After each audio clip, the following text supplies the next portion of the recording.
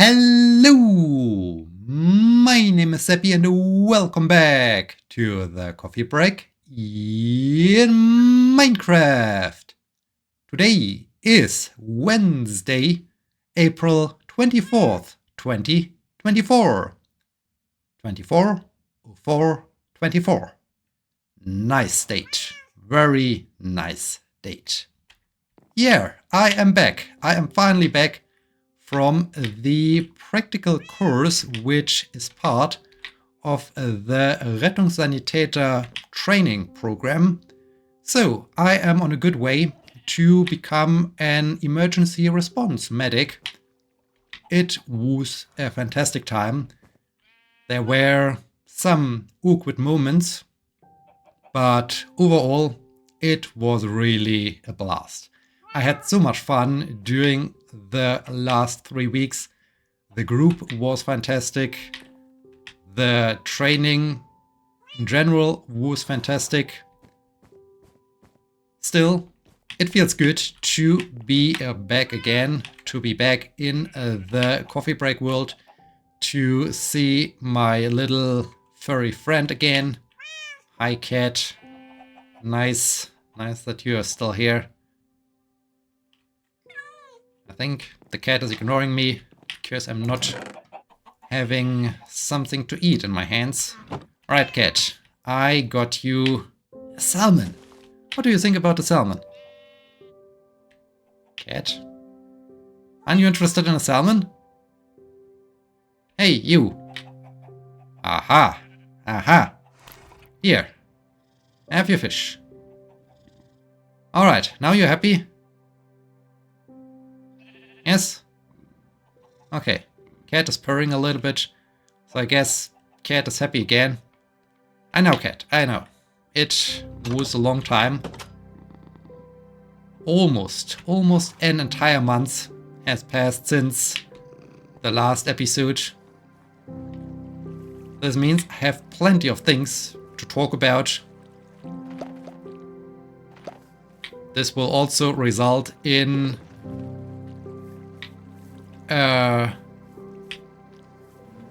well, somewhat medic-related mini-series of the coffee break with Sebbi. I will release the coffee break episodes on a more frequent basis, at least until I have caught up with all the things that happened. What's going on with you? Are you okay? I think they just got stuck. That's strange.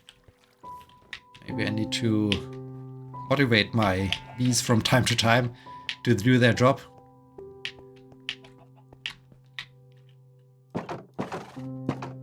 As said, so much has happened that yeah, I really have lots of things to talk about. In this case, don't expect me to do so much, let's call it progress in the world. I will rather just wander from A to B and back or so to focus more on the story, the last 3.5 weeks. So many things to talk about. But first, let me get organized. I think I will start with adding a sign at the spot where I can grow tulips, just to mark the spot. I got everything. I got a sign, I got my adventure badge. I got a golden helmet, which I can use to hopefully repair my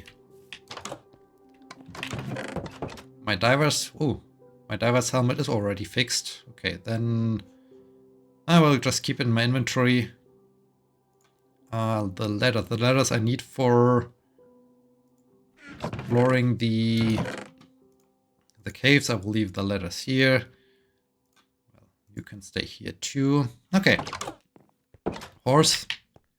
I don't want you to wander off. Please follow me. Follow me in here.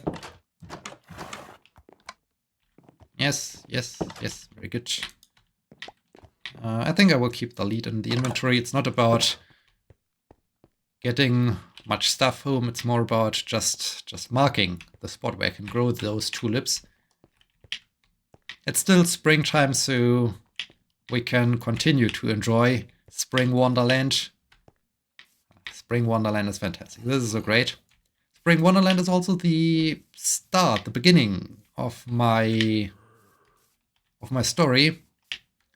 I left on the Friday just before Easter.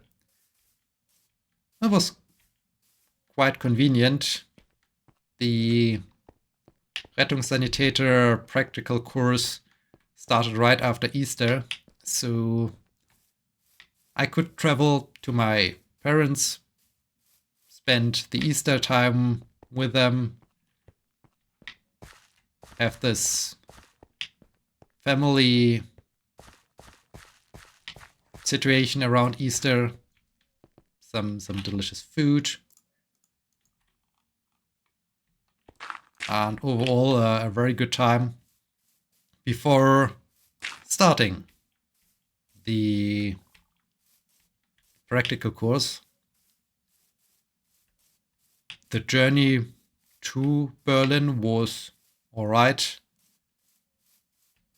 It took a little bit longer than usual, simply because there was an accident. It was not a dramatic accident, but the car was then standing on 2 of the 3 lanes of the autobahn. So the autobahn was blocked for some time, which caused a little bit delay in my travel time. But overall, the ride up there was okay. Next day, Saturday, before Easter, is, at least in the German-speaking regions, a day where one tries to basically celebrate the end of winter, or rather scare away the winter, which is done with some Easter bonfires. That's always cool. Often smaller villages have a huge pile of logs, shrubberies, and other stuff. All those branches that are cut off when you prepare your garden for the spring and summertime. And yeah, it's a huge pile of wood basically, and this thing is lit up. We just did it in our small little fireplace in the garden, which is always fantastic.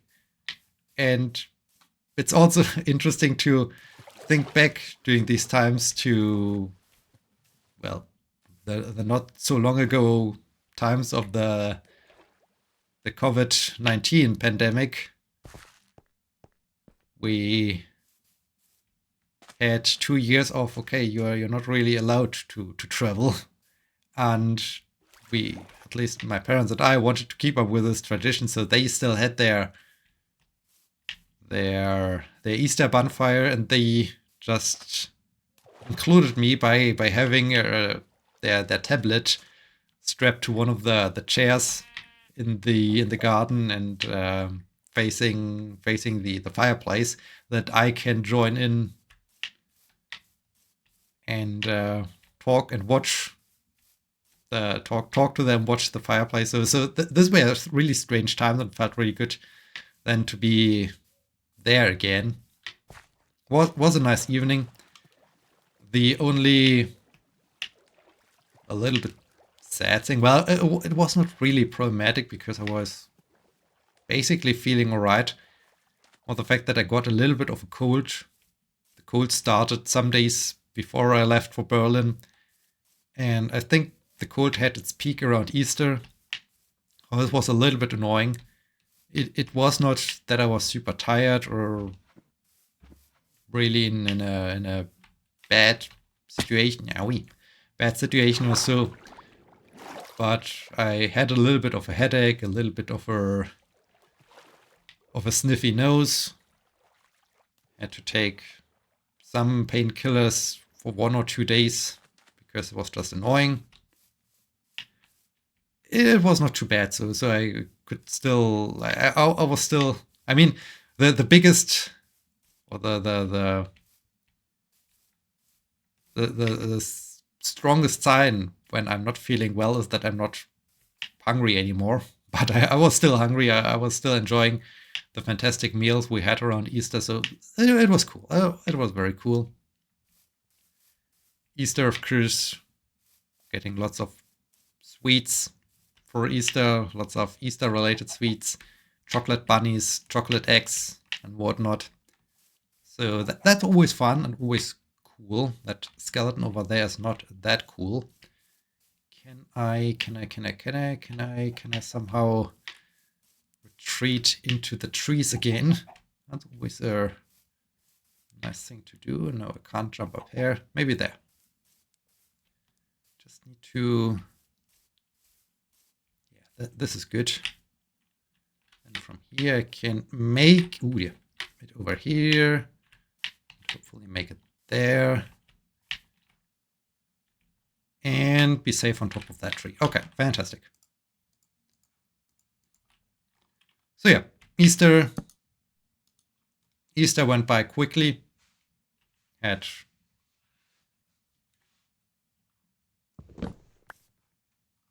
some good quality time with the parents and got ready for the start of the practical course. It was not a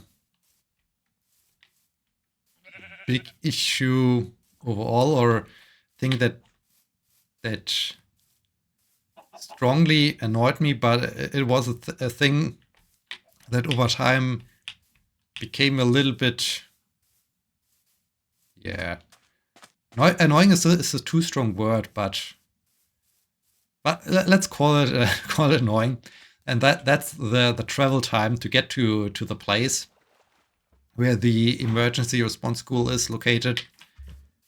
It took me nearly 1 hour one way to get there. So basically I was traveling for 2 hours each day to get to the school and get back home. And since I had to get there 14 times, I hear an arrow dispenser. Thus I had to get there. Or is this arrow dispenser in that cave? It's in the cave. Okay, that's fine. Ow! That's not fine. What? Why? How did this guy manage to shoot me in the foot? Since I had to get there 14 times,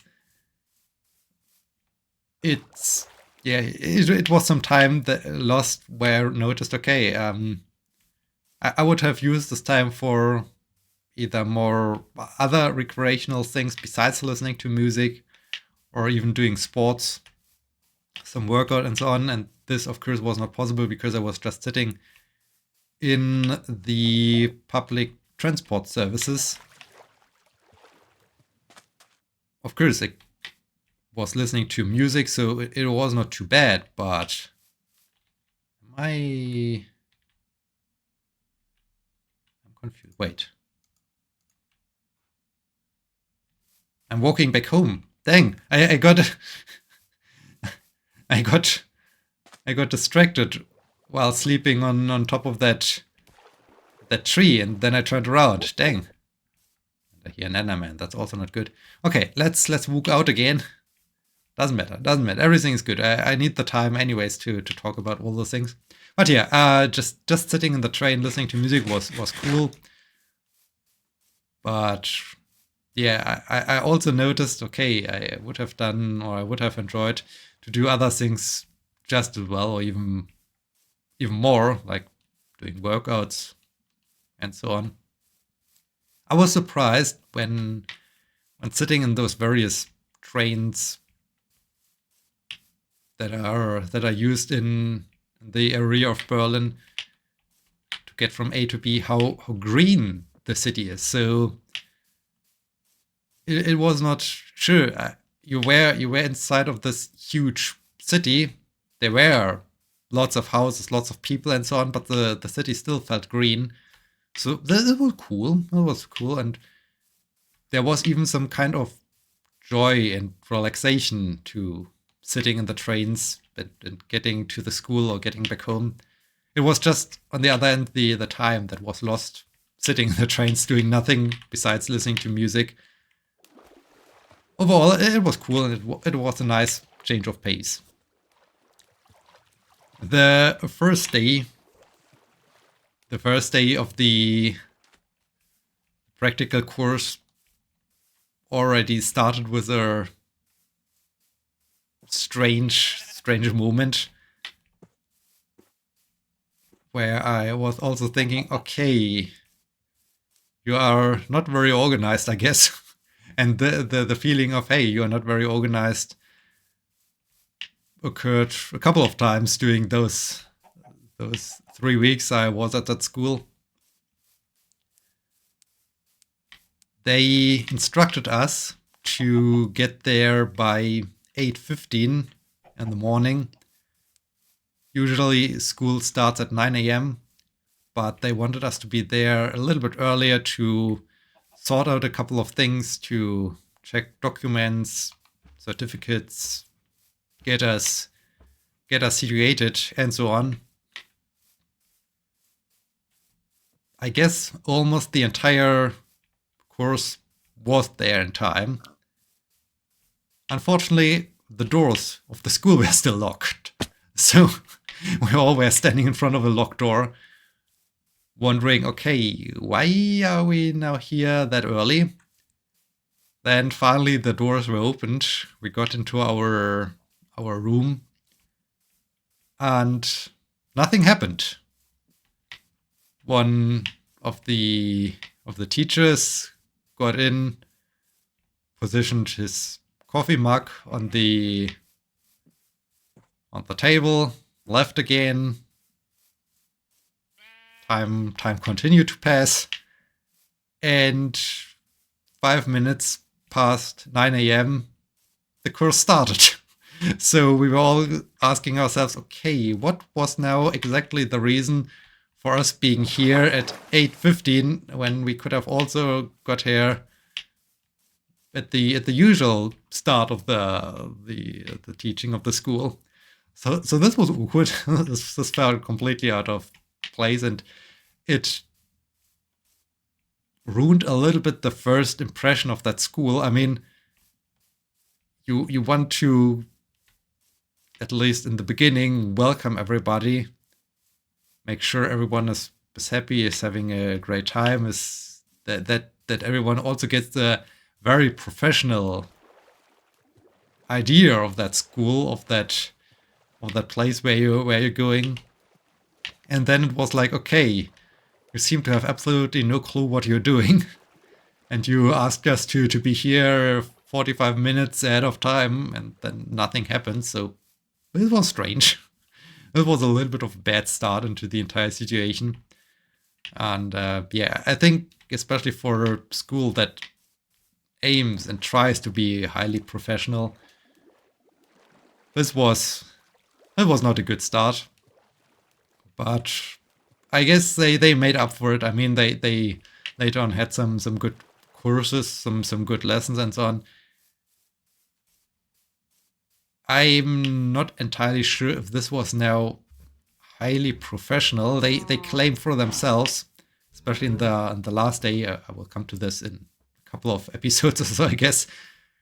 They claim for themselves again that they are a very strict and very well recognized school in the area of emergency response training. I personally thought, okay, that you could do more, so to say. And I mean, it's also tough because I always compare to my own teaching I do, to things I do at university, and I think I personally do have a very, very high level when it comes to standards of training and of teaching. So it's tough. It's tough to really impress me. Anyways, the start of the course, the practical course, was kind of relaxed, kind of easy. I got the schedule, the printed out schedule here, just to remember what happened on which day, because as the time went by so quickly, and we had 15 days of training, 14 days at the school, and 1 day in an outdoor place next to where my parents live. So this was cool. I could get there by bike, not a 1 hour train ride there, just 10 minutes by bike or so. This was cool. But let's not get ahead of myself. The beginning was like, okay, what is important when it comes to protect yourself? What kind of gear exists and so on. The program, the schedule even listed, okay, we are training how to put on some codes used for infectious patients and so on. But this was limited to, okay, we just show some pictures, some photos. You will learn this once you're in doing the time as an intern at one of the emergency response stations. So often practical skills were a little bit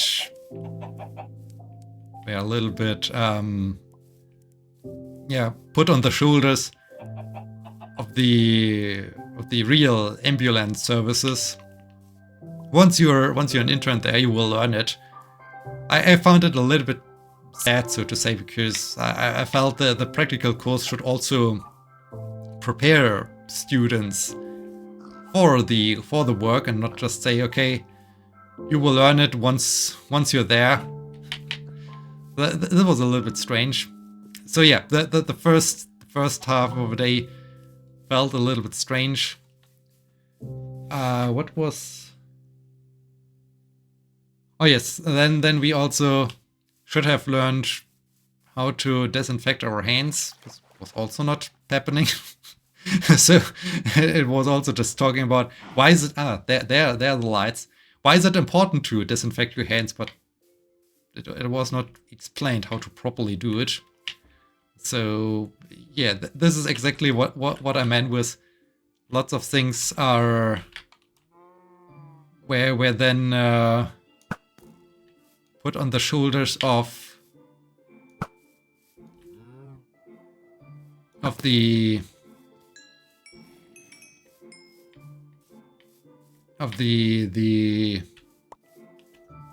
for the time when you're doing your internship at a rescue station. So yeah, that was strange. Then we had lunch break. Lunch break was always 1 hour. There was plenty of time. Dang, why are so many guys between me and my spot where I want to end the day? The afternoon then was used to train radio communication with us. That was a strange situation. We were all having some little walkie-talkies, and we were formed teams of 2,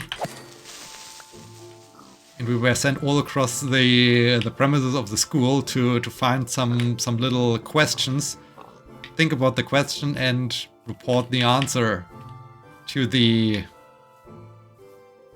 one who sent us out. I mean, in general, it was a cool idea, but I found the way they trained radio communication, which is used not with digital communications or with the digital transmission service they're using right now, but with the analog radio signals.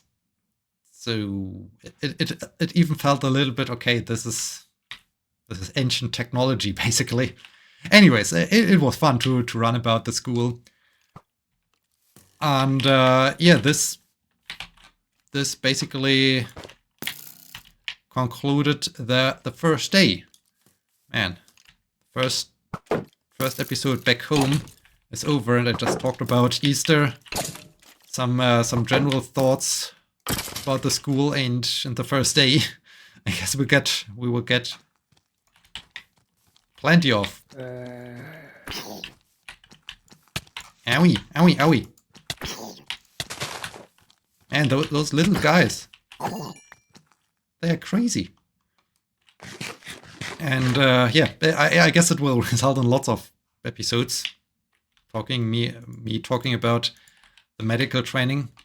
But for now, we are at an end, at least with this episode. I hope you enjoyed this episode, and I hope you will be joining me when I continue to talk about my emergency response medical training. Thank you so much for watching. Until next time, my name is Sebbi. See you!